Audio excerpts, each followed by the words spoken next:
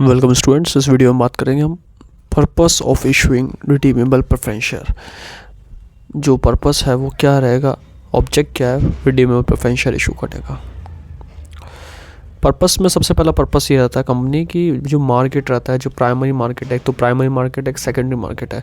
जब primary market में कोई एक्सचेंज कम हो जाता है, ट्रेड कम हो जाता है, तो कैसे फाइनेंस उठाए। तो एक तरीका होता है कि जब प्राइमरी मार्केट बिल्कुल डाउन होता है, डल रहता है, उस समय यहाँ पे कंपनी के पास मौका होता है कि रिडीमेबल प्रेफरेंस शेयर इशू करके फंड को रेस करे, फाइनेंस को रेस करे, पैसा मार्केट से ले। तो एक तरीका, एक सिस्टम है जिसको फॉलो करके कंपनी फाइनेंस को रेस करती है।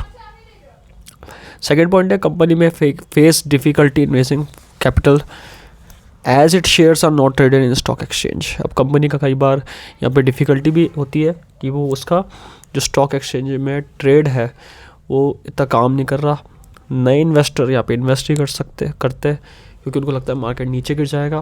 Potential investors hesitant in putting money into shares that can not easily be sold. So ये एक तरीका है उनको एनकरेज करने का कि अगर हम रिडीमेबल शेयर इशू कर दें, so it may be they may be encourage to invest if the shares are redeemable by the company. तो एक पर्पस ये भी रहता है प्रेफरेंस शेयर रिडीमेबल इशू करने का कि अगर मार्केट में लोग इन्वेस्ट ही कर रहे हैं, ट्रेड नहीं कर रहे हैं, उनको डर लग रहा है कि यार अब इजीली शेयर बिकेगा नहीं, तो उस समय वो क्या करती है, इन पैसे को कंपनी में रिडीमेबल शेयर्स में इन्वेस्ट करती है, जिससे कंपनी को भी फ़ायदा होता है और लोगों को भी फ़ायदा होता है। कंपनी को पैसा भी उठाने फ़ायदा होता है और लोगों को एक इंश्योर हो जाता है कि प्रेफरेंस शेयर रिडीम होएगा बाद में और ये प्रॉफिट क्रिएट करके देगा।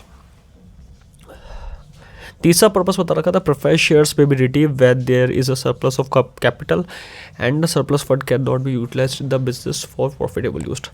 जो भी सरप्लस आएगा कैपिटल के ऊपर वो तभी रिडीम करा जाता है प्रेफरेंस शेयर जब उसको हम प्रॉफिट के लिए यूजेबल नहीं करेंगे, बिजनेस के लिए प्रॉफिट के लिए यूज़ नहीं करेंगे। तो जो भी हम प्रेफरेंस शेयर इशू करते हैं वो हमेशा ये ध्यान रखा जाता है कि जो भी हम प्रॉफिट है उसको बिजनेस के लिए यूज़ नहीं करेंगे। ये एक पर्पस होता है रिडीमेबल प्रेफरेंस शेयर इशू करने का। फोर्थ पॉइंट है एक कंपनी में require additional capital in the medium term of project but the project is expected to generate sufficient fund to enable the preference shares to be reduced. और एक ये process भी रहता है कि कंपनी अगर प्रेफरेंस शेयर इशू करती है तो कंपनी का पर्पस ये भी रहता है कि एडिशनल कैपिटल जो होता है मीडियम टर्म में क्रिएट करने का। जब प्रोजेक्ट है उसका मीडियम टर्म चल रहा है, जब पैसे की जरूरत पड़ती है तो उस समय यहाँ पे क्रिएट कर सकती है और एक सफिशिएंट फंड को जनरेट कर सकती है मिड टर्म के अंदर जब उसको ज़रूरत होती है। तो एक पूरा प्रोसेस है जिस समय कंपनी को इशू करके कंपनी रिडीमेबल कर सकती है, उसको रिडीमेबल प्रेफरेंस इशू करके फाइनेंस क्रिएट कर सकती है और मार्केट में अपने पर्पस को पूरा करती है।